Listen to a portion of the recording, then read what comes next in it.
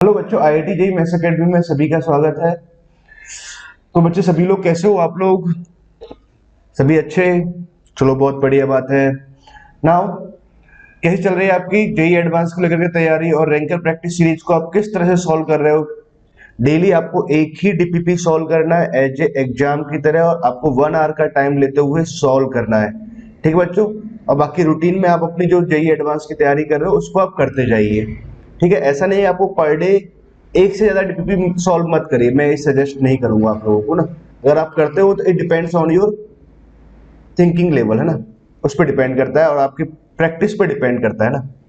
ठीक है, नाउ तो स्टार्ट करते हैं। आज की इस वीडियो में डिस्कस करेंगे हम डे 20 का टास्क अपना डीपीपी नंबर 20। ठीक है, नाउ तो इस डीपीपी को समझ लेते हैं। पैटर्न क्या है इसमें? 3 single correct problems, 2 multiple correct, एक पैराग्राफ और 3 न्यूमेरिकल टाइप ऑफ प्रॉब्लम्स। ठीक है, लास्ट में क्या दे रखा है? इसका आंसर की दे रखा है। ठीक बच्चों, नाउ तो स्टार्ट करते हैं और पहला प्रॉब्लम सॉल्व करते हैं। फर्स्ट प्रॉब्लम क्या दे रखा है? Suppose ABC in triangle ABC with side length ABC ना, द फॉलोइंग कंडीशन या फॉलोइंग इक्वेशन होल्ड ट्रू, है ना। ये कंडीशन ट्रू आ रही है, मतलब ये इसके बराबर आ रहा है, ये इसके बराबर आ रहा है, ये इसके बराबर, और ये सब ऐसे दे रखा है बराबर। इफ एबीसी बराबर 4 है तो K1 K2 K3 का वैल्यू फाइंड आउट करना है। देखो ये सबसे आसान प्रॉब्लम है, इससे आसान प्रॉब्लम कुछ भी नहीं हो सकता है ना। कौन से हमारे पास में कितना दे रखा है? कोसाइन रूल लगाते हैं तो हम क्या करेंगे? B square plus C square minus of A square upon में 2 times of B A B C लिखे, 2 टाइम्स ऑफ बी सी तो ये बन जाएगा 2 times of A B C plus में K1 यहाँ से लिखा। सिमिलरली अगर इस वाले पार्ट को लिखोगे तो आप कोसाइन रूल लगाते हुए यहाँ बी स्क्वायर आ जाएगा अपॉन में आ जाएगा 2 times of A B c आ जाएगा, प्लस में यहाँ K2 आ जाएगा। नाउ अगर हम इसको लिखते हैं तो ये आएगा a square plus b square minus of c square upon में कितना बनेगा? 2 times of A B C plus K3। ठीक है, ऐसे कुछ आ जाएगा। और नाउ यहाँ पे क्या लिखा हुआ? A square plus b square plus C square upon में कितना लिखा हुआ? 8 लिखा हुआ है। अच्छा, a into b into c का वैल्यू कितना दे रखा है? 4 दे रखा है, तो मतलब यहाँ पर इसकी वैल्यू 4 रखी, आपने इसकी वैल्यू भी 4 रखी। और आपको एक बात तो समझ में आ गया कि अरे यार ये सब तो 888 बन रहा है, तो देखो एक काम कर सकते हैं, K1 निकाल सकता हूँ क्या? बहुत आसानी से निकाल सकते हैं, इसको उधर ट्रांसफर कर देते हैं। जब ट्रांसफर कराएंगे तो a square plus b square plus C square, base तो सेम है, न्यूमरेटर डायरेक्ट ही सब्ट्रैक्ट हो जाएगा, minus b square minus c square plus में ए स्क्वायर अपॉन में कितना आ जाएगा? 8 आ जाएगा। चलो K1 को ही सॉल्व किया पहले, तो हमने बी स्क्वायर सी स्क्वायर कैंसिल हो गया, दैट इज 2 स्क्वायर बाई 8 आ गया, और दैट इज यहाँ से कितना आ गया? ए स्क्वायर बाई 4 आ गया। ठीक है, K1 ये आ गया। K2 हमारे पास आप लिखोगे, सिमिलरली लिख सकते हैं बी स्क्वायर बाई 4। K3 लिख सकता हूं मैं सिमिलरली सी स्क्वायर बाई 4। तो ये क्वेश्चन तो बच्चों सभी बच्चों से बनना चाहिए था। K1 K2 K3 हमारे पास कितना आ जाएगा? नीचे तो बन जाएगा 4 क्यू, ऊपर बन जाएगा एबीसी का होल स्क्वायर। एबीसी का वैल्यू 4 दे रखा है तो यहाँ 4 स्क्वायर आ जाएगा, इसका वैल्यू आ जाएगा 1/4। सबसे आसान प्रॉब्लम, तो कितना आया इसका आंसर? डी आया। मतलब सभी तरह की प्रॉब्लम्स है ना, आसान डिफिकल्ट जैसे एग्जाम में रहती है ना। नाउ पहले का आंसर कितना आ जाएगा? 1/D आ जाएगा। नाउ पहले का आंसर, सॉरी 1/D नहीं, डी आंसर आएगा। ठीक है, नाउ चलते हैं नेक्स्ट प्रॉब्लम की तरफ। अच्छा, ये प्रॉब्लम भी बहुत ही बढ़िया प्रॉब्लम है। ठीक है, वेक्टर का प्रॉब्लम आ गया हमारे पास। वेक्टर एबीसी, 3 यूनिट वेक्टर दे रखे हैं ना, unit vector a b c in space such that ये a dot b, b dot c, मतलब a cap dot b cap, b cap dot c cap ना, ऐसे कुछ दे रखा है ना। The value of this is equal to, किसके इक्वल होगा ये पूछा गया है ना। तो बहुत ही आसान बच्चों, बहुत ही आसान। अब तो आप ये सारे फॉर्मूले फॉर्मूले बहुत अच्छे से आपको याद हो गए होंगे, क्योंकि मैं भी ये सब डिस्कस कर चुका हूँ। ठीक है, ये सभी यूनिट वेक्टर्स है ना, कैप लिखना छोड़ देता हूँ, मैं ऐसे लिख देता हूँ, सभी एबीसी यूनिट वेक्टर्स है ना, ये बात ध्यान रखिए।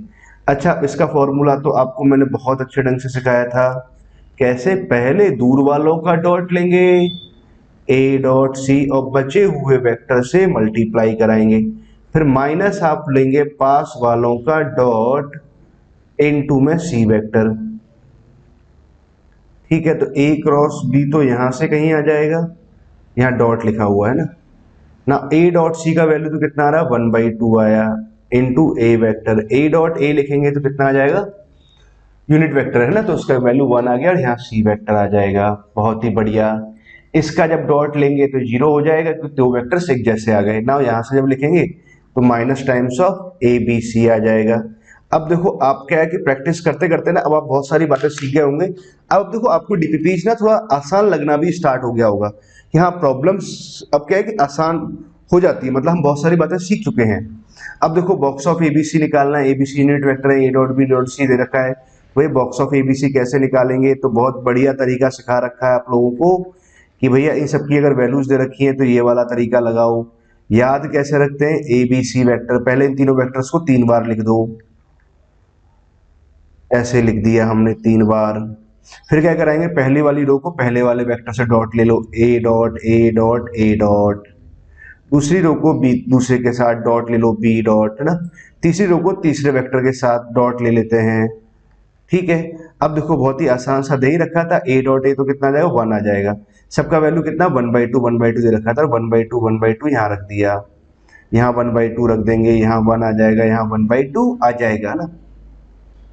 यहाँ 1/2 आएगा, यहाँ 1/2 आएगा और यहाँ 1 आ जाएगा।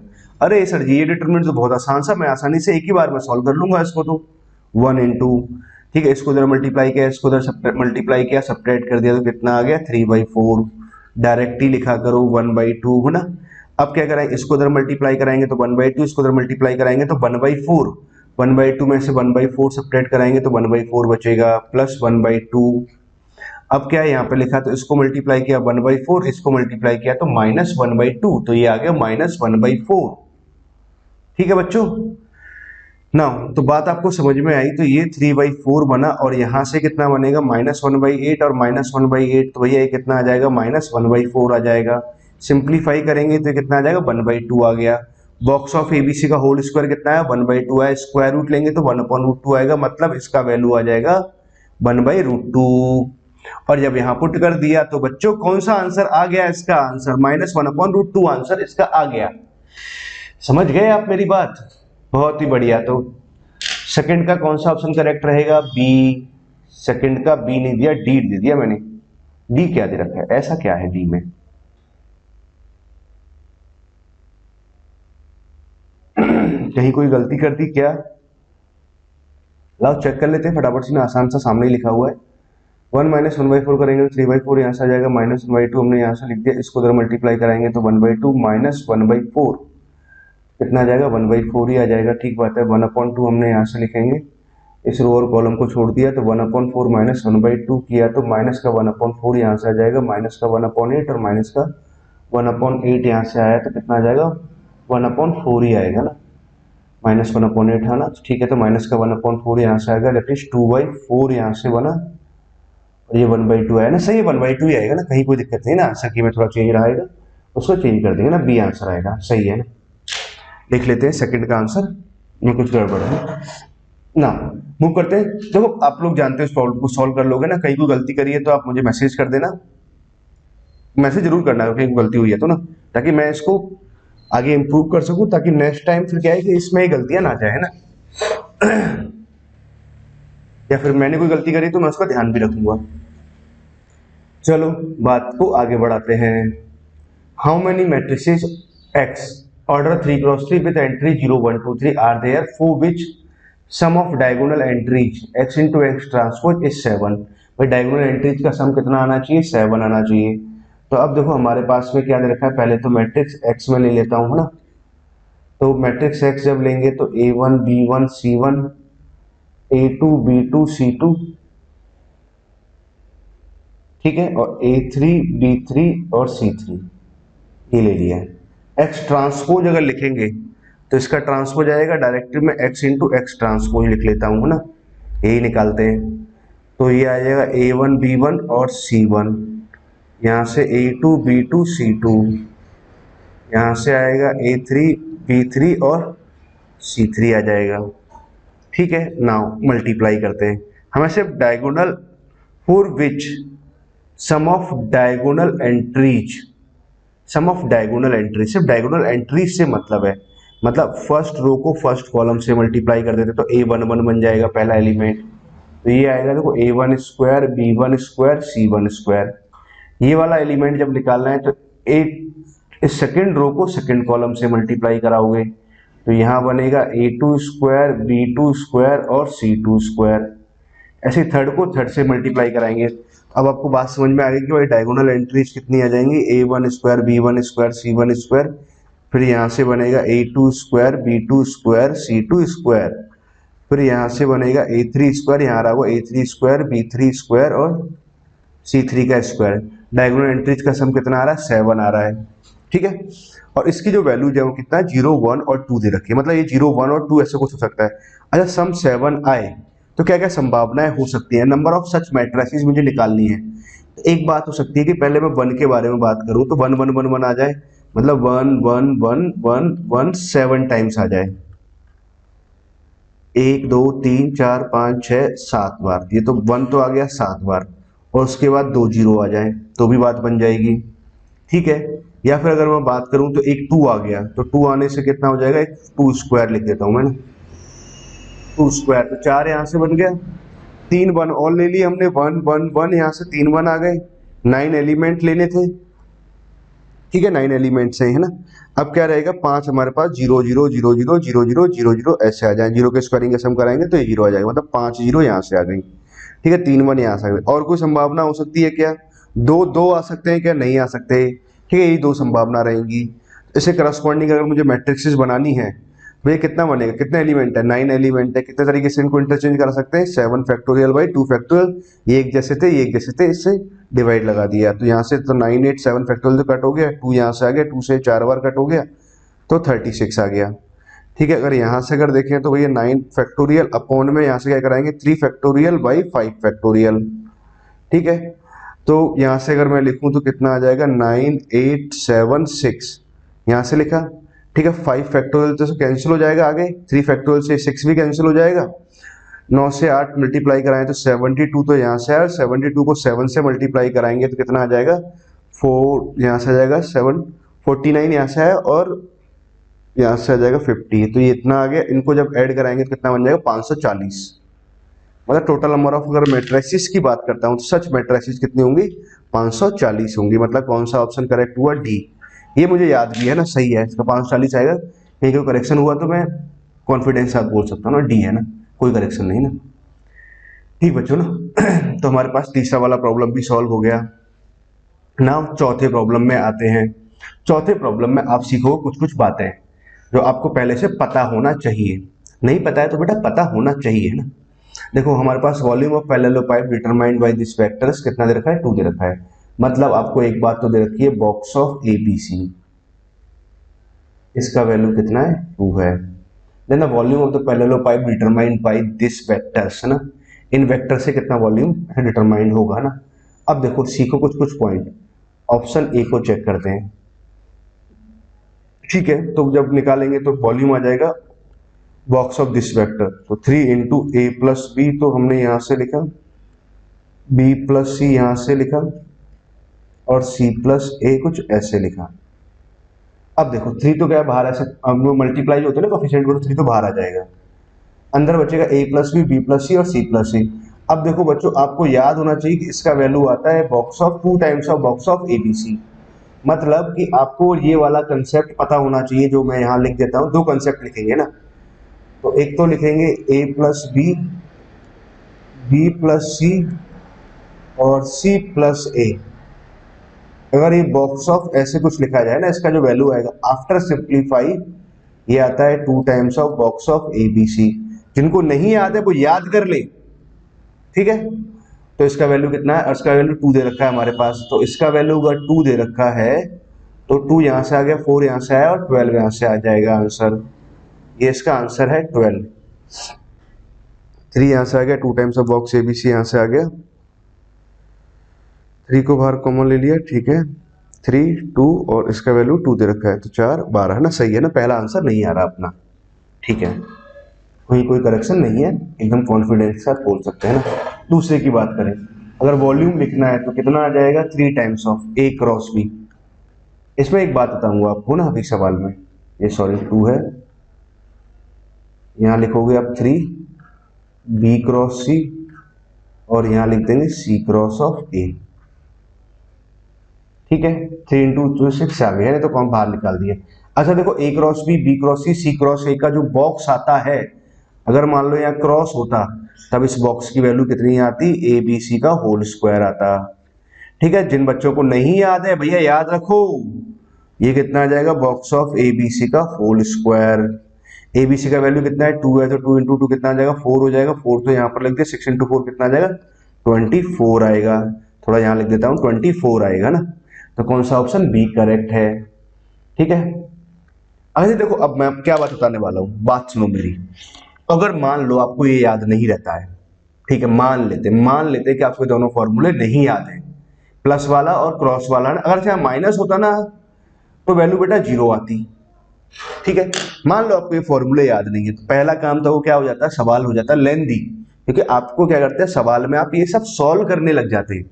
ठीक है, और ये सब सॉल्व करने लग जाते हैं तो इससे होता है आपका टाइम वेस्ट होता। वेरी गुड, बात समझ में आई आपको, बहुत ही बढ़िया बच्चे हो ना। अब मेरी बात को बहुत ध्यान से समझो। ठीक है, मेरी बात आप समझ गए ना। ना आप चलते हैं नेक्स्ट प्रॉब्लम की तरफ, प्रॉब्लम ऑप्शन सी है ना। तो वॉल्यूम अगर लिखेंगे तो भैया वॉल्यूम तो ये बनेगा, ए माइनस अंदर का बॉक्स आ जाएगा तीनों का ना। मतलब देखो अब ये कोई सिमेट्रिक नहीं है तो इसका तो हमारे पास कोई फॉर्मूला नहीं है, कोई फॉर्मूला नहीं है तो मैं सिंप्लीफाई करूंगा। तो करते हैं सिंप्लीफाई, कैसे करेंगे, a minus of 2b, sorry 2 times of b vector, dot यहाँ लिखा और इसका लिखा मैंने cross, b minus of 2c, box का वैल्यू को जब ओपन कराएंगे तो ऐसे लिखेंगे ना। ठीक है, तो हमने ये लिखा ना। अब बात को समझो, a minus of 2b vector तो मैंने यहाँ रहने दिया, डॉट यहाँ पर आ गया, इसका मैं क्रॉस लेता हूं तो b क्रॉस c तो यहाँ से ले लोगे, minus of 2 times of b cross of a यहाँ से लिख सकते हैं, c क्रॉस c जीरो हो जाएगा, माइनस माइनस प्लस यहाँ से हो जाएगा और c क्रॉस ऑफ a आ जाएगा। यहाँ तक बात समझ में, b क्रॉस c यहाँ से आ गया, 2 times of b cross a, ठीक है ना, c वाला पार्ट जीरो होगा, माइनस में प्लस 4 आ गया ना। अब चलते हैं हम a का डॉट लेते हैं, a का डॉट इसके साथ लेंगे तो a b c आ जाएगा, box of a b c ऐसे लिख देते हैं। a का इसके साथ डॉट लेंगे जीरो हो जाएगा, इसके साथ डॉट लेंगे जीरो हो जाएगा, दोनों वेक्टर दो वेक्टर सेम सेम आ रहे थे। b का इसके साथ डॉट लेंगे तो भैया जीरो होगा, b का इसके साथ डॉट लेंगे तो जीरो होगा, b का इसके साथ डॉट लेंगे तो 4 टाइम्स ऑफ बी सी ए बन जाएगा। ए बी सी और बी सी ए सेम रहेंगे तो ये तो 5 times of box of A B C बन गया।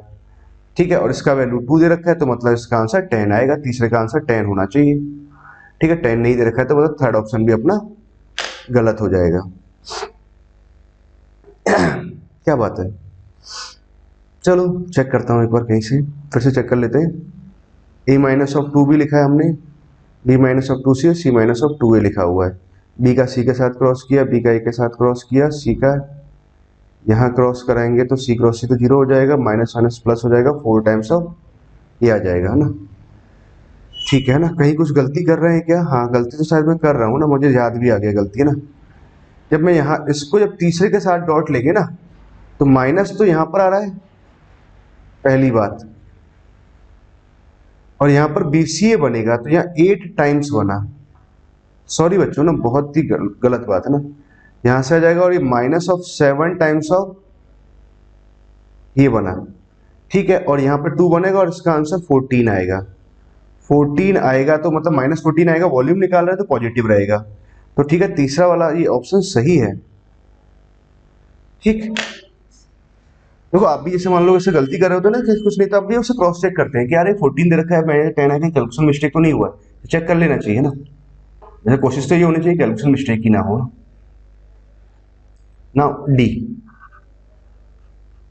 डी वेक्टर नहीं, डी ऑप्शन, डी को समझो 3a माइनस बी ऐसे कुछ दे रखा है ना, तो सेम पैटर्न पे दे रखा है 3a माइनस बी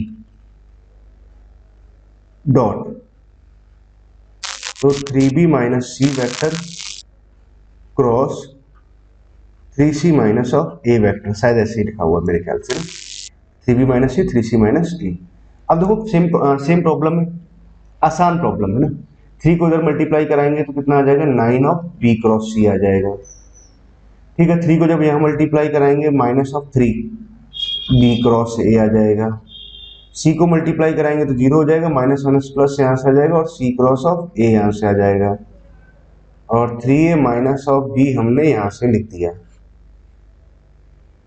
ठीक है, यहाँ तक की बात समझ में आई। 3 को इससे मल्टीप्लाई कराएंगे तो 27 यहाँ से आ जाएगा और box of A B c आ जाएगा। 3 का जब इसके साथ डॉट लेंगे 0 हो जाएगा, इसके साथ डॉट लेंगे तो 0 0 आ जाएगा, ठीक बात है। अब देखो b का इसके साथ डॉट लेंगे तो 0 हो जाएगा, b का इसके साथ डॉट लेंगे 0 हो जाएगा, b का इसके साथ डॉट लेंगे तो माइनस का आ जाएगा BCA। और BCA और लिखो और CAB लिखो तो बात एक ही है, मतलब ABC लिखो ना, तो ये तो कितना बन जाएगा 26 बॉक्स ऑफ ABC आ जाएगा। बॉक्स ऑफ ABC का वैल्यू 2 दे रखा है तो 2 यहाँ पुट कराएंगे तो कितना आ जाएगा, ये 52 आ जाएगा। ठीक है, क्या आंसर आएगा इसका 52 ना, सही है ना, तो डी अपना सही है।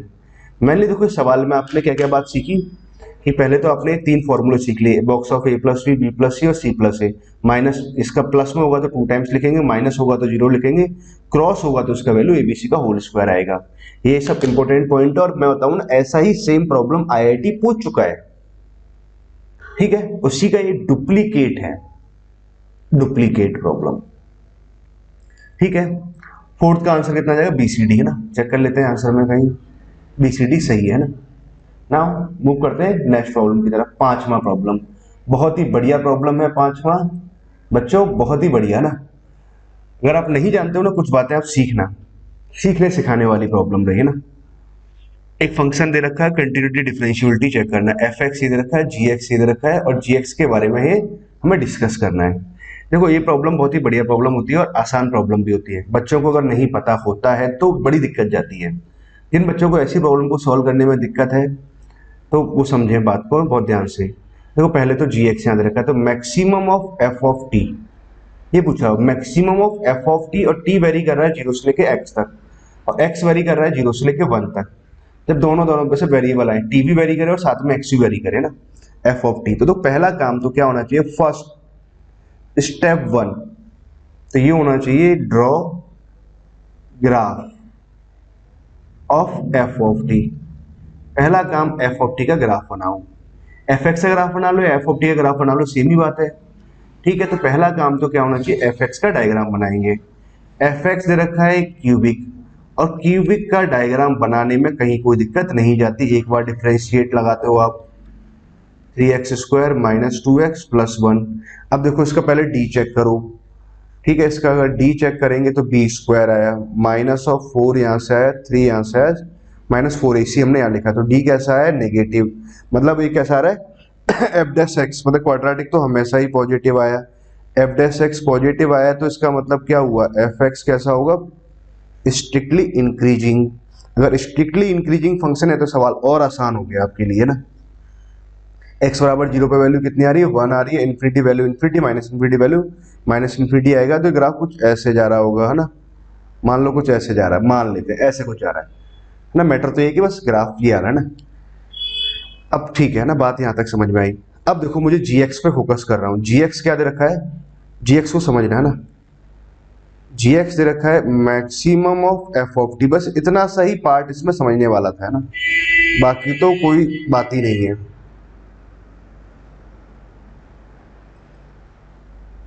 ठीक है ना, और 3 माइनस एक्स यहाँ दे रखा है, 3 माइनस एक्स और x दे रखा है 1 और 2 के बीच में।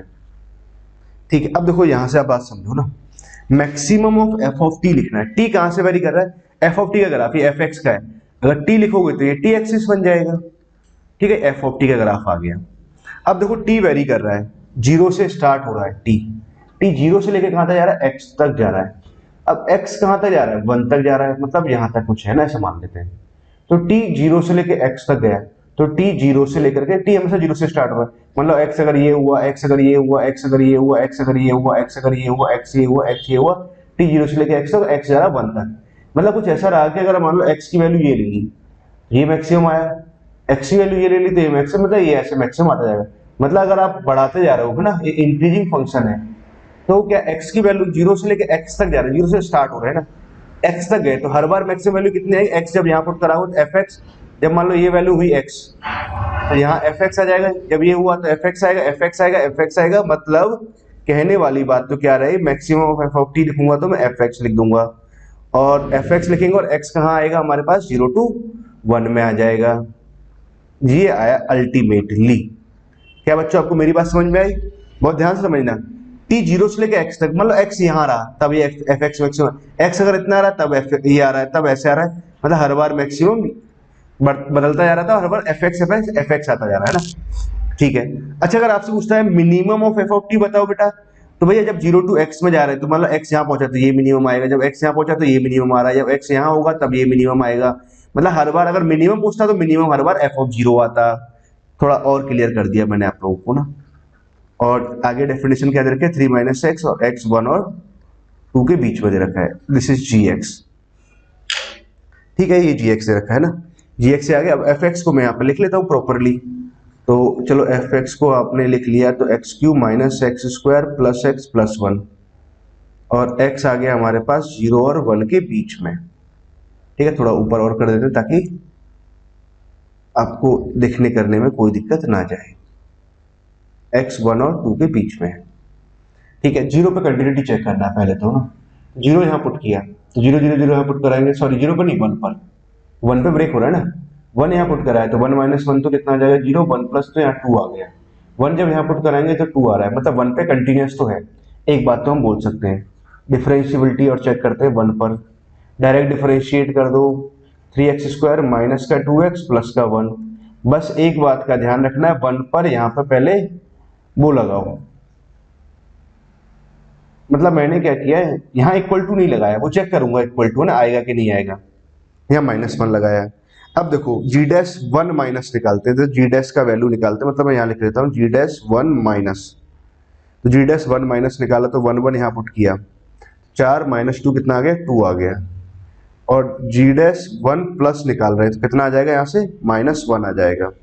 ठीक है, मतलब 1 पर डिफरेंशिएबल नहीं है और यहाँ इक्वल टू का साइन नहीं आएगा, तो क्या हो गया हमारे पास 1 पर कंटिन्यू, बाकी सब जगह तो कंटिन्यूस वगैरह तो है, continuous for all x belongs to 0 to 2, सिर्फ एक्सेप्ट 1 को छोड़ करके ना, कंटिन्यूस फॉर ऑल गलत हो जाएगा, डेरिवेबल फॉर x बिलोंग्स टू गलत हो जाएगा, ये सही है। Sorry sorry sorry sorry sorry sorry 1 पे तो कंटिन्यूस है ना, 1 पे कंटिन्यूस है तो मतलब बी ऑप्शन आएगा, ऑप्शन बी और डी ऑप्शन आएगा। Derivable for all x belongs to, ठीक बात है ना, 1 पे तो कंटिन्यूस आ ही रहा था, ठीक है, बी और डी ऑप्शन आएगा। 5 में का कौन सा ऑप्शन आएगा, बी और डी। फिफ्थ का आंसर क्या दे रखा है, फिफ्थ का आंसर बी और डी, ए तो हो ही नहीं सकता ना, इसमें थोड़े करेक्शंस थे, मैं बाद में जो अपना वो है सही कर देंगे। कंटिन्यूस करने दोनों तो ऑप्शन हो ही नहीं सकते ना, बी और डी सही ऑप्शन आएगा, एकदम सही है, बिल्कुल कॉन्फिडेंट है इस बात को लेकर के ना। नाउ आगे चलते हैं, क्वेश्चन नंबर 6 और 7, एक पैराग्राफ दे रखा है ना, बहुत ही बढ़िया पैराग्राफ है और बहुत ही अच्छा पैराग्राफ है ना, बहुत ध्यान से समझना इस बात को, बहुत ही ध्यान से समझना। तो देखो पॉइंट समझो, क्या दे रखा है, एक सीक्वेंस है a1 a2 a3 है, सेटिस्फाइंग a1 का वैल्यू 1 है और a2 का वैल्यू 2 है और ये कंडीशन को सेटिस्फाई कर रहा है, n बराबर 1 2 3 है, तो an इतना है और an जब n का वैल्यू 2 से बड़ा है तब दे रखा है ना, मतलब ये वाली जो कंडीशंस आ रही है वो, ये तो n बराबर सही है ना, ये वाली जो कंडीशंस आ रही है वो 2 से बड़ी के लिए an पूछना चाह रहा है, ये वाला कौन सा ऑप्शन होगा, और ऐसे a 2014 इज इक्वल टू तो किसके इक्वल आएगा, ऐसा पूछा हुआ है। ठीक है ना, बहुत ध्यान से समझो, क्या दे रखा है हमारे पास में an प्लस 2, a1 a2 का वैल्यू पता है, a1 का वैल्यू 1 है, a2 का वैल्यू 2 है, थोड़ा ध्यान में भी रखा आपने ना, क्या दिया है an प्लस 2 बराबर में कितना है 2 times of a of n plus 1 plus of an, ये आ रहा है। एक काम किया, एलसीएम लिया, an प्लस 2 an को इधर मल्टीप्लाई कर दिया, an plus 1 minus of an plus 1 और an, ये क्या लिख दिया समझाता हूँ, एलसीएम लिया तो इधर आया, इस टर्म को इधर लेके आ गए और यहाँ 2 आ गया। ठीक है, इन दोनों का डिफरेंस ऐसे कांस्टेंट आया। ठीक है, अब देखो बात को समझो, इसको अगर समझे तो n, अगर इसको देखें तो ये इसमें एक एक कम लिखा है ना, n प्लस 2 में एक कम यहाँ लिखा है, n प्लस 1 में एक कम यहाँ लिखा है, मतलब हम डिफरेंस मेथड लगा सकते हैं ना डायरेक्ट। तो मैंने क्या किया, n बराबर 1 पुट करा, n बराबर 1 पुट करते हैं तो यहाँ कितना आ जाएगा a3, यहाँ 2 आ जाएगा, यहाँ 2 आ जाएगा और यहाँ 1 आ जाएगा, इसका वैल्यू कितना है 2 आया।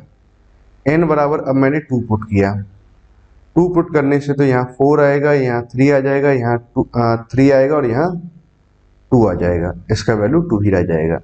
ऐसे चलते गए है ना, n बराबर n पुट करा, a of N plus two, a of N plus one, मतलब उसको ऊपर को एज इट इज लिख दिया मैंने ना, ए एन प्लस वन और ए एन बराबर टू आ गया।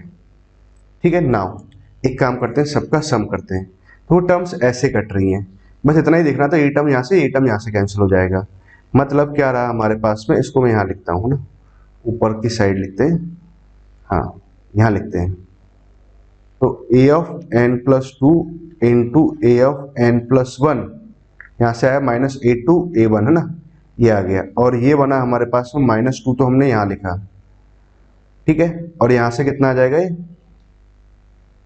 ए टू ए वन यहाँ रखा, two two two two two n बार जब जोड़ेंगे तो ये कितना आ जाएगा, टू एन आ जाएगा। ए वन का वैल्यू वन था, ए टू का वैल्यू टू था, पुट करके ये आ गया।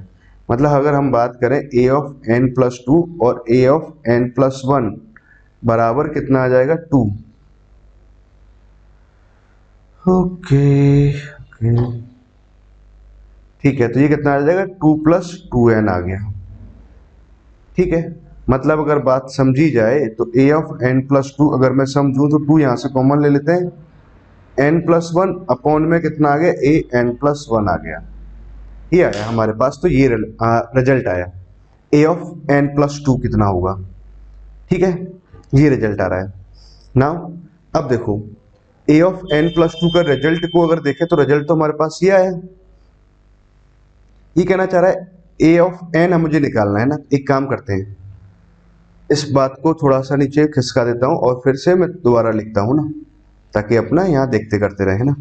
ए ऑफ एन प्लस टू हमारे पास ये आया, A of N plus two कितना आ गया, two times of N plus one upon में कितना है, ए एन प्लस वन आया।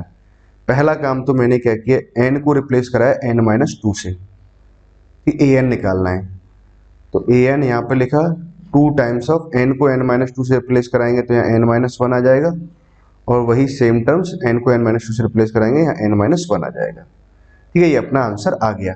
ए एन को देखो in terms of A N minus one देखें तो नहीं आ रहा, अच्छा अपॉन में, जबकि ए एन माइनस वन ना, अगर ए एन का रिलेशन अगर एन माइनस वन के फॉर्म में लिखना था तो ये अपॉन में आना था, जबकि यहाँ मल्टीप्लाई में आ रहा है। अच्छा एन माइनस टू ऐसे रखा है, तो एक काम करते हैं, यहाँ से मैं एक काम इसको और सिंप्लीफाई करता हूँ, two of N minus one. ठीक है, समझना बात को, ए एन का वैल्यू कितना आ रहा है, टू टाइम्स ऑफ समथिंग, मतलब two times of something, two times of N minus one, तो जो टर्म यहाँ लिखा है उससे कम, और नीचे उसका लोअर सबसेट ऐसे लिखा हुआ, मतलब ए के फॉर्मेट में। मतलब मैं क्या कहना चाह रहा हूँ, इसकी अगर मैं वैल्यू लिखूँ, ए एन का वैल्यू अगर मैं लिखूँ यहाँ पर, तो टू टाइम्स लिखूंगा, जो टर्म यहाँ लिखा हुआ उससे एक कम यहाँ लिखेंगे, एन माइनस टू। ठीक है, और ये एन माइनस टू यहाँ लिखा हुआ तो नीचे लिखेंगे ए ऑफ एन माइनस टू। ठीक है, टू से तो टू कैंसिल हो गया, ये ऊपर चला जाएगा, मतलब ए एन बराबर तो कितना आ जाएगा हमारे पास में, आ जाएगा एन माइनस वन अपॉन में एन माइनस टू, और इन टू में कितना आ जाएगा, ए ऑफ एन माइनस टू आ जाएगा। ठीक है, ए एन बराबर ये आया। ठीक है, समझे आप मेरी बात को, ए एन बराबर कितना आ जाएगा हमारे पास, n minus one upon n minus two, और a of N minus two आ रहा है, मतलब option c is correct option. सही है ना बात, एकदम बिल्कुल करेक्ट ना। सिक्स का कौन सा ऑप्शन आ रहा है, सी। चेक करते हैं, सिक्स का सी सही है, सेवंथ का बी आना चाहिए ना। चलो चेक कर लेते हैं, आगे और सॉल्व करते हैं ना। यहां तक की बात तो मुझे समझ में आई। अब देखो यहीं से मैं देखता हूं, ए 14 निकालना है, तो एक काम करते हैं, रिडक्शन फॉर्मूला आ गया ना, ए एन किस पे डिपेंड कर रहा है, A of N minus to पे डिपेंड कर रहा है। तो कैसे लिखेंगे ना, रिडक्शन फॉर्मूला समझो, रिडक्शन फॉर्मूला, इसको हम रिडक्शन फॉर्मूला कहते हैं ना, बातों को ध्यान रखना आप लोग जो मैं बोल रहा हूं। अच्छा देखो, ए अगर मैं 2014 ही लिखता हूं डायरेक्ट, तो ए 2014 मैंने यहां से लिखा, तो यहां पे क्या लिखूंगा, एक एक कम लिख रहे हैं। ठीक है, चलो मैं ए एन से ही सिंप्लीफाई करता हूं, यहीं से सिंप्लीफाई करते हैं, सॉरी, ए एन बराबर कितना है, N minus one N minus two, into में कितना है, A of N minus two आया, ये है ना। अब मुझे देखो एन कैसा है, टू से बड़ा होगा तभी ये रिलेशन होल्ड होगा ना, ये बात तो सही है। अब मैं एक काम करता हूं, क्या क्या काम कर सकते हैं हम लोग, अब ए ऑफ एन माइनस टू को लिखना है, तो देखो ए एन को मैंने कैसे लिखा है, यहाँ एक कम, यहाँ उससे एक और, यहाँ एक कम लिखा, यहाँ उससे एक कम यहाँ लिखा, और जो यह टर्म यहाँ वो उसका लोअर सबसेट बना दिया मैंने, है ना। अब समझना बात को, बहुत सिमेट्री से लिख रहे हैं ना। अब चाहे तो देखो a of n minus two यहाँ से निकाल दो, तो अगर a ऑफ a n का वैल्यू मैं यहाँ लिख लेता हूँ, चलो, और आपको यहीं से समझा देते हैं। n minus one, n minus two और a of n minus two यहाँ लिखा। डायरेक्ट ना लिखना चाहो तो ऐसे भी लिख सकते हैं भाई आपको ना। अगर मान लो मुझे a n को उसको पूरा सिंप्लीफाई करके लिखूँ तो n माइनस वन अपॉन में कितना n minus two into a of n minus two, है ना। और a of n minus two अगर मुझे लिखना है तो n की जगह मैं क्या पुट कर दूंगा, n माइनस टू पुट कर दो। तो n माइनस टू यहाँ पुट कराएंगे तो यहाँ कितना बनेगा, n माइनस थ्री बनेगा।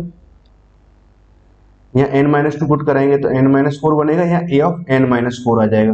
अच्छा, a of n minus four का वैल्यू पुट करना है तो n की जगह n माइनस फोर पुट कर दो, तो यहाँ बन जाएगा n माइनस फाइव और यहाँ बन जाएगा n माइनस सिक्स। ठीक है, चलते जाएंगे पुट करते जाएंगे ना।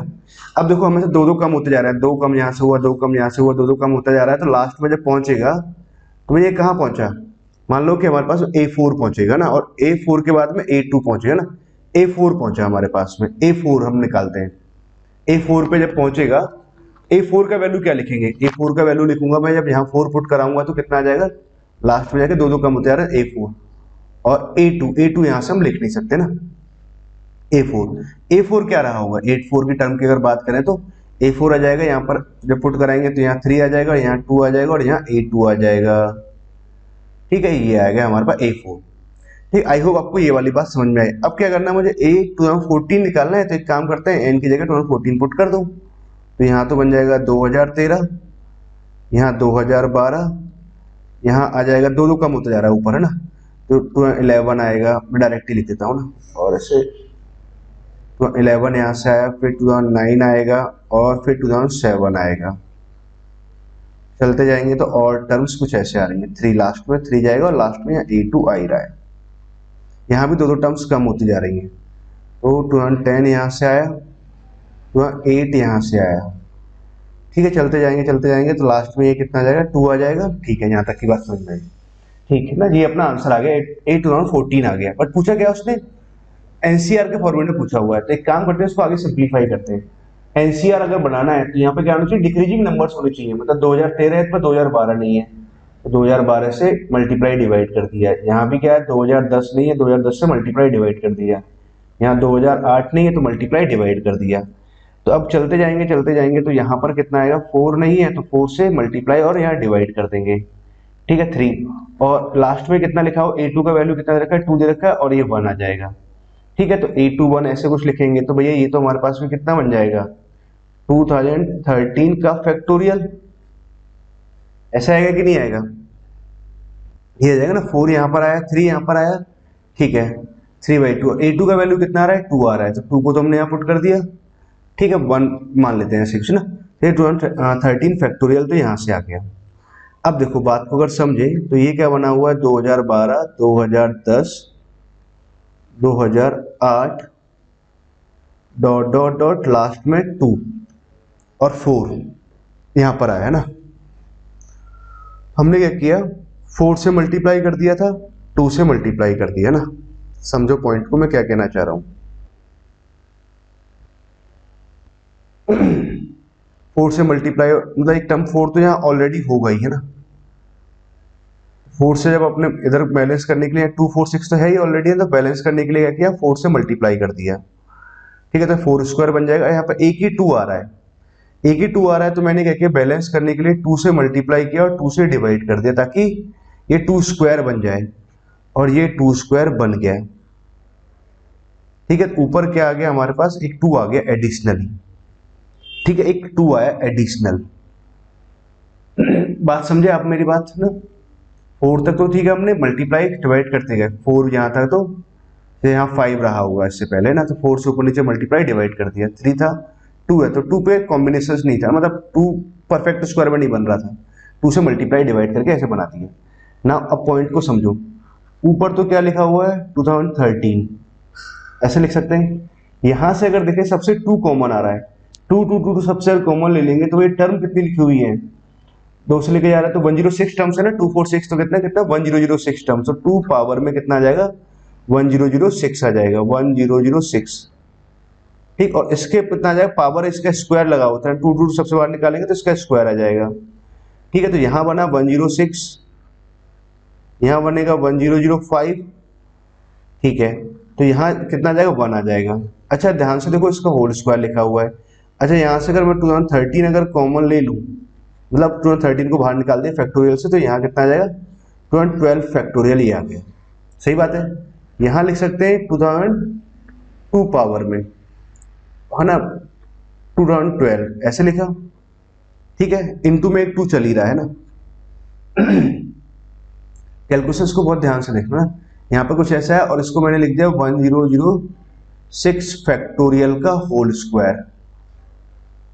ठीक है, अब समझो पॉइंट को।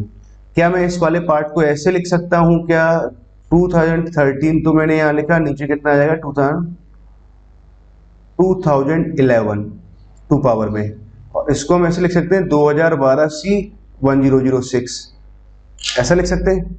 ठीक है, ऐसा लिख सकते हैं ना, मतलब ये आ गया 2012 सी 1006 ना, 2012 तो यहाँ से आ रहा है, 2012 कहीं एक यहाँ आ रहा है ना, 1006, 2013 नीचे 2012 है, 2013 नीचे 2011 है, तो 2013 और नीचे 2011 है ना, ये आ रहा है, मतलब ये आंसर आएगा। Option B is correct option. Clear बच्चों, आई होप आपको यहाँ तक की बात समझ आई होगी ना, बहुत ही बढ़िया ढंग से ना, बहुत ही बारीकियों का ध्यान देना था ना, बहुत बारीकी से सॉल्व करना था ना। इसका आंसर क्या दिया, सेवंथ का आंसर, सेवंथ का आंसर शायद बी है, जितना मुझे ध्यान आ रहा है बी है ना। क्लियर है ना, क्लियर बच्चों ना सॉल्व कर लिया आप लोगों ने ना। तो इस पैराग्राफ को सॉल्व करके मजा आया होगा आपको ना। अच्छा, मजा तो आपको इस प्रॉब्लम को सॉल्व करके भी मजा आएगा। क्वेश्चन नंबर 8 बहुत ही बढ़िया प्रॉब्लम है, बहुत ही बढ़िया, मतलब इसकी जितनी तारीफ करूँ ना कम है, मतलब इसमें मुझे ना 2-3 स्टार लगाने चाहिए।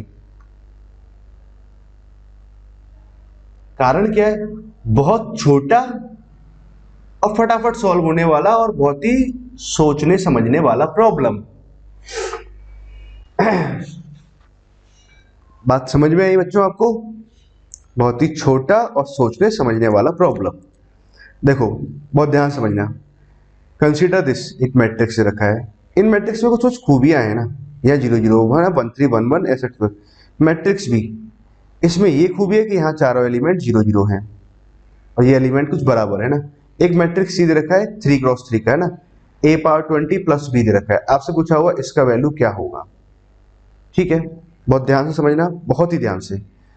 पहले तो मैं मैट्रिक्स सी लिखता हूं, मैट्रिक्स सी है क्या एक्चुअली में।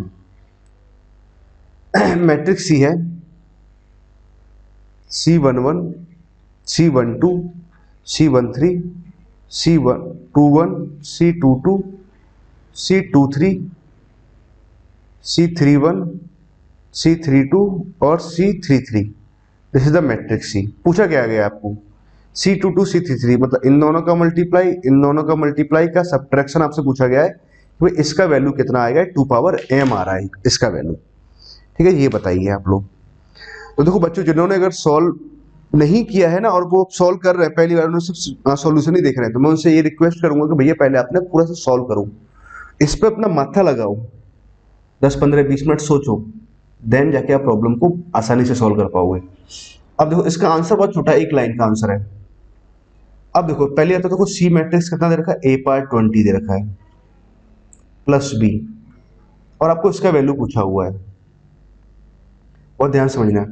a पावर 20, तो पहले तो काम तो मैं क्या करूंगा, पहले a पावर 20 निकाल दूं, उसमें b जोड़ दें, तो b जब जोड़ेंगे तो इन एलिमेंट a पावर 20 जब मैं निकाल दूंगा है ना, निकाल चुके होंगे, उसमें जब b जोड़ेंगे तो इन एलिमेंट पे कोई खास फर्क नहीं पड़ा होगा, तो 0 0 0 जोड़ा होगा संगत एलिमेंट्स में, करस्पॉन्डिंग एलिमेंट्स में ना। तो 0 0 0 आपने जोड़ दिया होगा, मतलब क्या हुआ, यहाँ तक की बात आपको क्लियर हुई। तो पहले मैं a पावर 20 निकालू और फिर उसमें क्या करेंगे, जो एलिमेंट आएंगे इसको उधर मल्टीप्लाई कराएंगे, इसको उधर मल्टीप्लाई कराएंगे और सब्ट्रैक्ट करके लिख देंगे। बात समझिए आप लोग, सही है ना, यहाँ तक अपना आंसर आ जाएगा ना। अब देखो बात को समझो, पहला काम तो क्या करना है, मुझे इसका जो वैल्यू लिखना है ना, तो देखो मैं यहाँ समझा रहा हूँ, ए स्क्वायर निकाला पहले तो मैंने, भाई ऑब्वियसली a पावर 20 निकालना है तो सिमेट्री के बेसिस पे पहले आप a स्क्वायर निकालोगे, फिर a क्यू निकालोगे, a पावर 4 निकालोगे, वहीं से मैं बात समझाने की कोशिश करूंगा आपको ना। 1 2 4 तो यहाँ लिखा हुआ है, बहुत ही बढ़िया प्रॉब्लम है। 0 1 3 यहाँ लिखा हुआ है, 0 1 1, ठीक है, a स्क्वायर निकाल रहे हैं, तो 1 2 4 तो मैंने यहाँ लिखा, 0 1 3 यहाँ लिखा और 0 1 1 यहाँ लिखा। ठीक है, इसका आंसर एक लाइन में आएगा ना, मैं समझाऊंगा आप लोगों को। मल्टीप्लाई किया इसको, इसको जब मल्टीप्लाई कराएंगे तो इधर मल्टीप्लाई किया तो 1 to 4 का, तो यहाँ से कितना आ जाएगा 1 आ जाएगा, 1 to 4 है ना, 1 है ना, ठीक है। इस रो को इस कॉलम से मल्टीप्लाई कराएंगे तो यहाँ से तो 1 का 2 आ जाएगा, 2 का 1 यहाँ से आ जाएगा, 4 का 1 यहाँ से आ जाएगा, मतलब यहाँ से बना 2 + 2 4 आ गया, और सॉरी यहाँ से 2 आ गया, 2 यहाँ से आ गया 4 हो गया, और 4 यहाँ से 8 आ गया, मतलब कहने वाली बात ये है। इसको मल्टीप्लाई किया तो 4 यहाँ से आया, 6 यहाँ से आया, 10 आ गया, और +4 यहाँ 14 आया, ठीक है ना। समझना बात को ध्यान से। इसको जब मैंने आगे यहाँ मल्टीप्लाई किया, इस रो को इस कॉलम से मल्टीप्लाई कराएंगे तो 0 यहाँ से आ जाएगा, 1 का 0 आ जाएगा यहाँ, तो मतलब अल्टीमेटली यहाँ 0 आया। इसको मल्टीप्लाई किया 0 आया, यहाँ से मल्टीप्लाई कराएंगे तो 1 आएगा, 3 मल्टीप्लाई कराएंगे तो 4 आ जाएगा, मतलब 1 + 3 4 आ जाएगा। यहाँ से मल्टीप्लाई कराएंगे 0, यहाँ से मल्टीप्लाई कराएंगे 1, और यहाँ से मल्टीप्लाई कराएंगे मतलब 1 × 3 यहाँ से आ जाएगा, और 3 × 3 6 आ जाएगा, मतलब अल्टीमेटली यहाँ 6 आएगा, कहने वाली बात ये है, ठीक है। अब देखो यहाँ जब मल्टीप्लाई कराएंगे तो यहाँ तो 0 ही आएगा ना, इसको मल्टीप्लाई किया तो इसकी वजह से 0 आया, 1 यहाँ से आ जाएगा, 1 यहाँ से आया तो 2 यहाँ से आया, ठीक है। और इसको मल्टीप्लाई करेंगे तो 1 यहाँ से आएगा, 0 तो यहाँ से आ गया, 3 यहाँ से आया, 1 यहाँ से आया, मतलब यहाँ 4 आया, ठीक है। मैं क्या समझाना चाह रहा हूँ, बहुत ध्यान समझना, बहुत ही ध्यान से मेरी बात को समझना, ठीक है। चलो मैंने ए क्यूब और निकाला, ए क्यूब, इसका आंसर मैं समझाऊंगा कि एक ही लाइन में लिखेंगे अपने इसका आंसर को, कैसे लिखेंगे। ए क्यूब और निकाल कर बता देता हूँ। A² तो कितना आ रहा है 1814 यहाँ से आया, और 046 यहाँ से लिखा मैंने, और 024 यहाँ लिखा 6। अब देखो मैं थोड़ा सा आपको ना डायरेक्ट बात समझाने की कोशिश कर रहा हूँ। 1 यहाँ लिखा है, 2 4, ए तो पहले यहाँ लिख लेते हैं, 0 1 3 यहाँ लिख लेते हैं, 0 1 1। मैं देखो आपको क्या बोल रहा हूँ कि आप सब कुछ भूल जाओ, सिर्फ इन लास्ट के 4 एलिमेंट से मुझे मतलब है। इन लास्ट के 4 एलिमेंट को आप देखो, बस लास्ट के 4 एलिमेंट्स को देखो, इन्हीं से मतलब है मुझे, ठीक है। इसी का तो वैल्यू निकालना है। अब देखो इनके 4 एलिमेंट से अगर मतलब है तो मुझे ये वाला एलिमेंट चाहिए, मतलब 2 2 एलिमेंट। तो सेकंड रो को सेकंड कॉलम से मल्टीप्लाई किया, तो 2 को मल्टीप्लाई किया 0 आया, यहाँ से मल्टीप्लाई किया 4 आएगा, यहाँ से 1 मल्टीप्लाई तो 10 आ जाएगा यहाँ पर, ठीक है। इसको जब मल्टीप्लाई कराएंगे तो 0 आ जाएगा, थर्ड वाला एलिमेंट। तो 4 को मल्टीप्लाई कराएंगे तो 12 यहाँ से आया, और 6 यहाँ से आया, 18 आया इसका वैल्यू। इसको जब लिखेंगे तो 3 2, तो थर्ड रो को सेकंड कॉलम से, तो 0 से मल्टीप्लाई कराएंगे, 2 यहाँ से कराएंगे, 4 यहाँ से कराएंगे, तो यहाँ 6 आ जाएगा, ठीक है। इसको मैंने यहाँ मल्टीप्लाई किया है, यहाँ 0 आ गया, यहाँ 6 आ गया, और यहाँ से +1 4 तो 10 आ गया, ठीक है। इन 4 एलिमेंट को आप समझो, ऐसे ऐसे आप चलते जाओगे, है ना, सिमेट्री के बेसिस पे आप चलते गए, और मेरा सिर्फ इन्हीं से ही मतलब था। चलो मैं ऐसे यहाँ ऐसे बढ़ाते हुए यहाँ पर बराबर ऐसे लिख देते हैं, और लास्ट के इन 4 एलिमेंट्स को समझते हैं ना। ए पार्ट 20 में ना, ए पार्ट 20 हमने निकाला, उसमें फिर बी जोड़ देंगे, तो बी जोड़ने पर इन एलिमेंट में कोई खास फर्क नहीं पड़ेगा, ठीक है। अब देखो बात को समझिए ना, बात को समझना है कि हो क्या रहा है, कि यहाँ कुछ कुछ एलिमेंट्स आ रहे हैं, उनको छोड़ देता हूँ, मतलब नहीं है मुझे। अच्छा देखो इसकी वैल्यू निकालो आप थोड़ी देर के लिए। इसका वैल्यू जब निकालेंगे तो कितना आएगा, इसको उधर मल्टीप्लाई किया, इसको उधर मल्टीप्लाई किया, तो यहाँ से कितना आ जाएगा, ये आ जाएगा, मैं यहाँ लिख रहा हूँ, यहाँ से कितना बना 16, माइनस यहाँ से कितना बनेगा 12, ये बना, तो यहाँ से कितना आया, एक्चुअली में ये कितना है 4 आया, 4 आ गया, ठीक है। इसको उधर मल्टीप्लाई किया तो यहाँ से कितना बना, इसकी वैल्यू निकाली ए क्यू का, इसको उधर मल्टीप्लाई किया, इसको उधर मल्टीप्लाई किया, तो यहाँ से कितना आ रहा है 100 यहाँ से आया, इसको उधर मल्टीप्लाई किया तो 18, 54 का डबल कितना हो जाएगा 90,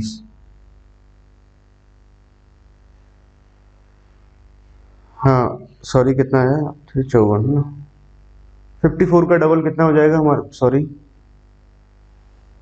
18 to 6 करेंगे ना, हाँ 54 का डबल हो जाएगा 108, है ना, सही है। 108 को यहाँ सब्ट्रैक्ट कराएंगे तो 108 तो यहाँ से आया, ये आ गया -8 आया, ठीक है। अब देखो बात समझो, ए की बात समझे, तो यहाँ से देखो इसकी वैल्यू निकालो, तो यहाँ से कितना आ रहा है -2 आ रहा है, ठीक है। यहाँ से अगर वैल्यू निकालूं तो कितना आ रहा है -2² लिख लेता हूँ उसको मैं। इसको -2³ लिखा, -2³ लिखा। ऐसे गए आप चलते जाओगे तो a पावर 20 में जब मैं लिखूंगा तो क्यूब लिख रहे हैं तो देखो -2³ a स्क्वायर लिख रहे हैं तो -2²। तो जब a पावर 20 निकाला इसमें ये सब एलिमेंट जोड़ दिए ना, b वाले एलिमेंट जोड़ दिए, फाइनली एक्चुअली ये वैल्यू कितना बना, -2 पावर 20 बनेगा कि नहीं बनेगा भाई। इसका जो वैल्यू आएगा ये बनेगा ना -2 पावर 20, तो -2 पावर 20 बना तो भैया ये कितना बना, 2 पावर 20 बना। और 2 पावर 20 बना तो अब देखो ये अपना आंसर हुआ, तो m का वैल्यू कितना आ जाएगा, 20 आएगा, ये अपना आंसर हुआ। समझ गए बात को। अच्छा अगर आप बात को समझे कि a पावर 20 प्लस का b मुझे लिखना है, ठीक है, इसका जो वैल्यू लिखना है, तो भैया इसको तो मैं डायरेक्ट ऐसे बोल सकता हूँ ना, C22 और C33, इसको इधर मल्टीप्लाई किया, इसको इधर मल्टीप्लाई किया, C32 और C23। इस केस में अगर बात करें तो भैया ये तो क्या बनेगा अपना, डिटर्मिनेंट ऑफ a पावर में कितना बन जाएगा, 20 बनेगा कि नहीं बनेगा, यही तो आ रहा है आंसर। ठीक है, तो इसको आप सोचिएगा कैसे आएगा ना, ये आपके लिए टास्क है। ठीक है, मैंने आपको एक्सप्लेन कर दिया ना, क्लियर। बहुत ही बढ़िया प्रॉब्लम था ये, बहुत ही बढ़िया। क्लियर बच्चों, आई होप को यहाँ तक की बात समझ में आई होगी ना, क्लियर है ना चलते हैं नेक्स्ट प्रॉब्लम की तरफ। ये प्रॉब्लम भी छोटा सा आसान सा प्रॉब्लम है, इसमें तो कहीं कोई दिक्कत नहीं है ना, ये सबसे बनना चाहिए था ये प्रॉब्लम। क्या देखा, find the value of this, इसका वैल्यू निकालना है हमें। तो क्या करेंगे आप लोग, i बराबर 0 to 1, तो हमारे पास ऐसे कुछ लिखा हुआ है tan इनवर्स ऑफ x। एक काम करते हैं, इसको सिंप्लीफाई करते हैं। tan इनवर्स ऑफ, इसको मैं ऐसे लिख सकता हूँ भाई, 0 to 1 में पॉजिटिव आएगा तो डायरेक्ट ऐसे कोई दिक्कत नहीं है, तो नीचे ले गए ना dx। ठीक बात है।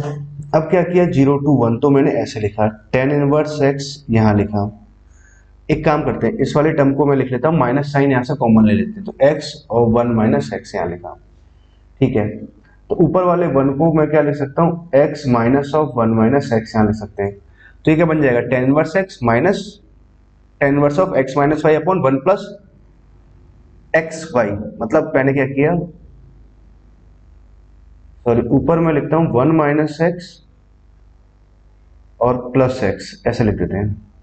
ठीक है, ऐसे कुछ लिखा तो जो tan inverse of x plus Y का फॉर्मूला बन रहा है, तो ये क्या बन गया हमारे पास, tan inverse of x plus Y, नीचे आ गया 1 माइनस एक्स इंटू वाई, तो x प्लस वाई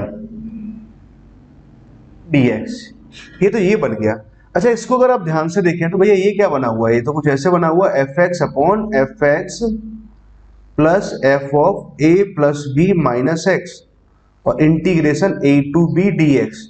जिनको नहीं पता है तो देखो इसमें जब प्रॉपर्टी लगाओगे ना, property number 5 A to B वाला, एक्स को रिप्लेस कराओ A plus B minus X, यहाँ रिप्लेस कराओगे और पूरा सिंप्लीफाई करोगे, भाई इसका आंसर तो बी माइनस ए बाई 2 आता है। यहाँ ये एफ एक्स लिखा हुआ, ये एफ एक्स लिखा हुआ है, एफ ऑफ 1 माइनस एक्स यहाँ लिखा हुआ ए प्लस बी 1 माइनस एक्स, तो इसका आंसर तो कितना आ जाएगा, 1 माइनस 0 बाई 2 आ जाएगा। ये इसका आंसर आया, कितना आंसर आया, 0.5 इसका आंसर आएगा ना, एकदम याद है, मुझे चेक करने की जरूरत नहीं है ना, इसका आंसर भी 20 आएगा, सही है ना। चलो ठीक है, समझ गए बात को, ये वाला प्रॉब्लम आपको बहुत ध्यान रखना था। नाउ अब चलते हैं नेक्स्ट प्रॉब्लम की तरफ, क्वेश्चन नंबर 10वां। देखो ये क्वेश्चन ना बहुत ही बढ़िया, अपना शानदार प्रॉब्लम, बहुत शानदार, कुछ नई बातें सीखो, मजा आ जाएगा कुछ प्रॉब्लम को जब मैं सॉल्व करूंगा ना, सॉल्यूशन देख करके मजा आ जाएगा। अरे सर जी कितना, मतलब एक लाइन में आपने सॉल्व कर दिया ना, और क्या आपने कुछ बात मुझे सिखा दी। चलो सीखते और सिखाते हैं। If the area of region निकालना है, ये ऐसे दो कर्व दे रखे हैं, इस delta, then the greatest integer of delta पूछा हुआ है। पहला काम तो देखो एरिया निकालना है, तो Y square is greater than equal to 4x, एक कर्व तो ये है, दूसरा कर्व है mod of Y less than equal to X plus 2y2। ठीक है, तो जब भी ऐसे हमें जब डायग्राम बनाना होता है तो पहला काम तो हम क्या करते हैं, हमेशा इक्वल टू के लिए डायग्राम बनाते हैं। तो Y square is equal to 4x का तो ये डायग्राम हो गया बराबर का ना, Y square is equal to 4x का ये डायग्राम है, समझो बात को। बट यहाँ पे ग्रेटर देन इक्वल टू दे रखा है, तो मतलब या तो बाहर का रीजन होगा या अंदर का रीजन होगा। जिन बच्चों को ऐसे दिक्कत जाती है तो कोई भी क्या एक पॉइंट ले लिया करो, जैसे मैंने क्या किया, एक पॉइंट यहाँ 1,0 ले लेता हूँ, देखते हो कौन सा रीजन दिखा रहा है, तो 1 यहाँ x की वैल्यू 1 पुट कराओ, y की वैल्यू 0 पुट कराओ, तो 0 ग्रेटर देन इक्वल टू 4, सही है गलत, गलत, मतलब ये वाला रीजन नहीं आएगा, इसका बाहर वाला रीजन आएगा। वैसे क्या है ना कि इस प्रॉब्लम को देख करके तुरंत समझ जाना चाहिए कि ग्रेटर देन दे रखा है तो बाहर का रीजन है ना। ठीक है, अब बात करते हैं इस लाइन की क्वेश्चन ना, तो पहले हम y बराबर x/2 + 2 इस लाइन को ड्रॉ करते हैं। तो कितना आ जाएगा हमारे पास में, तो भैया ये तो यहाँ 2 पे कट करेगा और ये कुछ ऐसे यहाँ से कुछ ऐसे लाइन जा रहा है। अब ये आगे कहाँ कट कर रहा है, टच कर रहा है ना, अंदर से जाना है कि ऊपर से जाना है, ये चेक करते हैं। कर्व हमारे पास ये दूसरा कर्व है y² बराबर 4x। ना y का वैल्यू पुट किया, कितना आ जाएगा x + 4/2 इसका होल स्क्वायर बराबर में 4x। तो यहाँ से तो क्या बना, x² बना, यहाँ से बनेगा हमारे पास 16x प्लस का 16 बराबर यहाँ पे कितना बनेगा 4, यहाँ से बना तो x + 4/2 यहाँ पर लिखेंगे तो x + 4 तो कितना आ जाएगा, सॉरी 2a भी आएगा ना, तो 8x आएगा यहाँ पर, प्लस 16 यहाँ से आया और यहाँ पे कितना बनेगा 16, यहाँ से मतलब 4 यहाँ से बना, 16x इधर आ जाएगा। इधर लेके गए तो कितना बनेगा x² माइनस का 8x प्लस का 16 बराबर 0। मतलब ये क्या बन गया x - 4 का होल स्क्वायर बराबर 0 बना। मतलब ये क्या हुआ है, तो x बराबर 4 पे जाके टच करेगा। फोकस है ना, ये तो फोकस 1,0 आ रहा है ना, तो ये तो कुछ ऐसे लाइन बनेगा। ऐसे मान लेते हैं कि x बराबर 4 है, x की वैल्यू अगर 4 है तो y की वैल्यू भी कितनी आ रही है, 4 आ रही है। ठीक है, यहाँ टच कर रहा है। ये तो ग्राफ हुआ इसका, पर मुझे ग्राफ बनाना इसका, mod y बराबर x + 2 + 2 का। इसका ग्राफ बनाएंगे तो भैया देखो y में अगर इसको y को अगर -y से रिप्लेस करें तो कर्व की क्वेश्चन में कोई चेंज आ रहा है क्या, नहीं आ रहा। ठीक है, तो कर्व की क्वेश्चन में कोई चेंज नहीं आया, मतलब देखो कर्व की क्वेश्चन में कोई चेंज नहीं, मैं समझाता हूँ, एक मिनट समझो, कुछ बातें मैं पहले बोलना भूल गया ना। mod y बराबर x + 2 इसका ग्राफ बनाना है। इसका ग्राफ बनाने के लिए पहले मैंने इसका ग्राफ बनाया अंडर द कंडीशन जब y पॉजिटिव है। तो y पॉजिटिव है तो हमारे पास में ऊपर का हिस्सा ही लिखा मैंने, नीचे का हिस्सा नहीं लिखा। ठीक है, ये आ गया।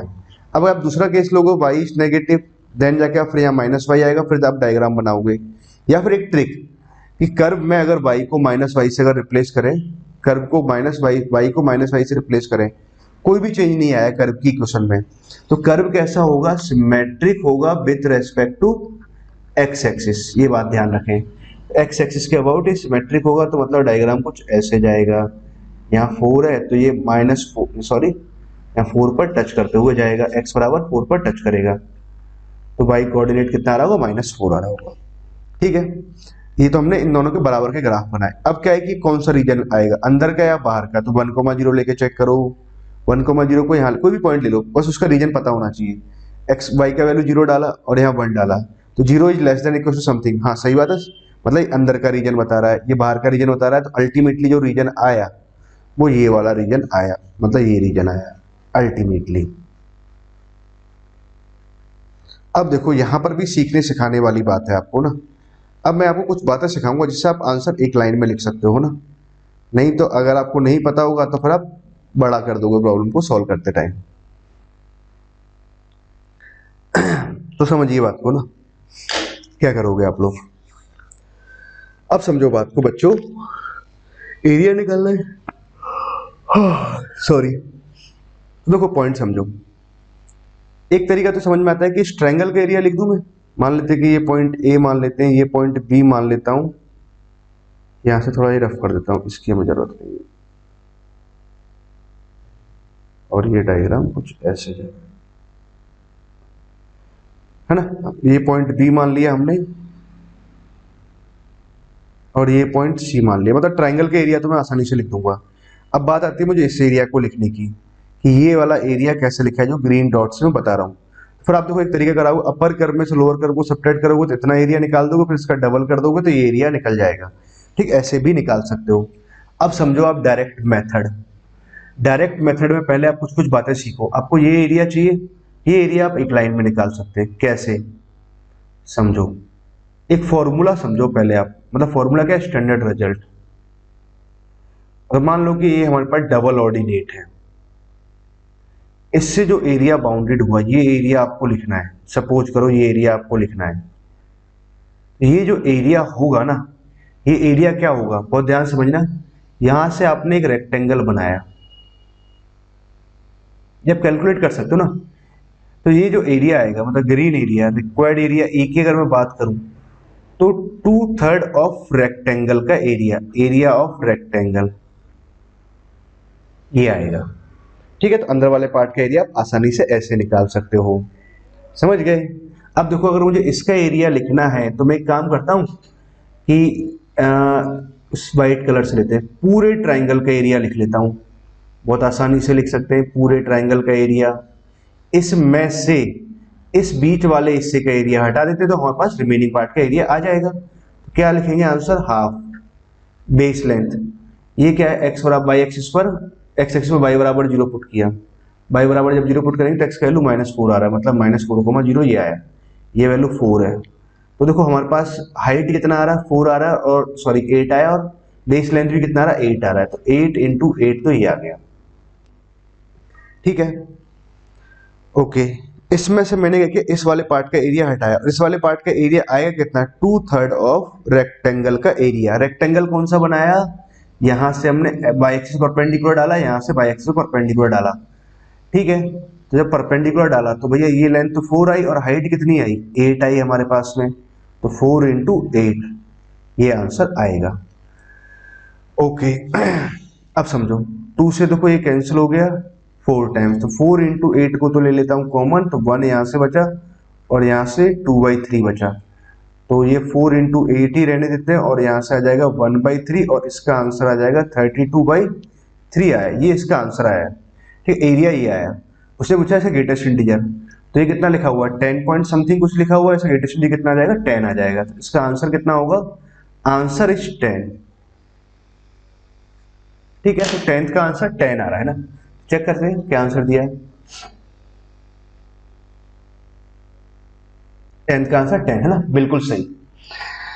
ओके बच्चों, तो देखो आपने क्या किया, इस वाली डीपीपी को भी आपने सॉल्व कर लिया और उसके सारे प्रॉब्लम्स को सीख गए, और उसमें कई सारी बातें सीखने को मिली है ना। एक बार क्विक रिवीजन आपको बता देता हूँ फटाफट से उल्टा चलते हुए। ये देखो ये वाली प्रॉब्लम बहुत बढ़िया थी ना, ये वाली प्रॉब्लम मजेदार प्रॉब्लम थी, दोनों प्रॉब्लम बहुत ही मजेदार प्रॉब्लम थी ना। मतलब आपसे दो प्रॉब्लम तो ये होती ही नहीं, मतलब ये वाली प्रॉब्लम तो होता ही नहीं आपसे ना। ठीक है, ये वाली प्रॉब्लम तो फिर भी कर लेते हैं। इस पैराग्राफ में बड़ा ध्यान लगाना था आपको ना, जिनको इसमें कंसेप्ट सीखा आपने, यहाँ पे आपने दो प्रॉपर्टीज सीखी ना, दो बातें सीखी ना। ये प्रॉब्लम होने वाला था, ये प्रॉब्लम की हम पहले भी प्रैक्टिस कर चुके हैं ना, मतलब ये भी सब टीएनसी वगैरह इन्वॉल्व कर लिया ना, इसके बारे में भी आप सीख चुके थे ना। मतलब इसमें अगर बॉक्स ऑफ एबीसी हम डायरेक्ट नहीं निकाल सकते, डिटरमिनेंट की हेल्प से निकालना पड़ता है ना, और इसको भी, ये तो आसान प्रॉब्लम था ना। ठीक है बच्चों, डीपीपी नंबर 20 आई थिंक आपको मजा आ गया होगा उसको सॉल्व कर करके। ओके बच्चों, थैंक यू।